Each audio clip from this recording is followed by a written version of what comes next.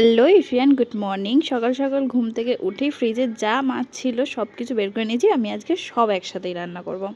এদিকে তো দেখলাম কিছু পার্শে মাছ ছিল, আর ছিল ইলিশ মাছের লেজা আর ইলিশ মাছের মাথা। তো এদিকে কটা চিংড়ি মাছও ছিল।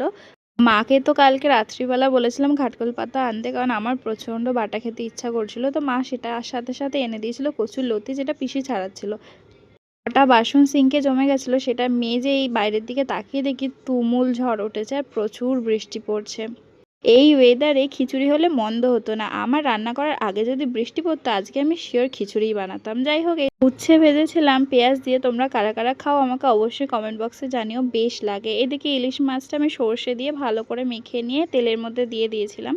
ইলিশ মাছটা তো শুকনো শুকনো করেছিলাম। পার্শে মাছের একটা ঝোল করবার এদিকে ঘ্যাটকল পাতা সেদ্ধ করে দিয়েছি। আজকে আমার ঘরে এসেছিল আমার পিসো মশাই। রান্না করতে করতে দেখি আমার একটা পার্সেল এসছে। আমি অর্ডার দিয়েছিলাম মায়ের জন্য একটা 2 পিস। মা অবশ্য 2 পিস পরে না, মা 3 পিস ছাড়া একদমই পরে না, কিন্তু এটা আমার খুব ভালো লেগেছে। তো ভালোই এসেছিল।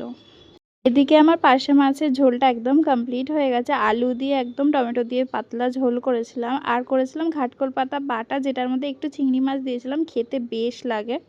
এদিকে তো কচুর লতি চিংড়ি মাছ দিয়ে সর্ষে দিয়ে আমার কমপ্লিট হয়ে গেছে। তেলটা একটু বেশি পড়ে গেছিলো, খাওয়া দাওয়া করে খেয়েছিলাম মিষ্টি। তারপর দুপুরবেলা একটা ভাত ঘুম না দিলে না হয়। চলো টাটা, দেখা হচ্ছে নেক্সট ভিডিওতে।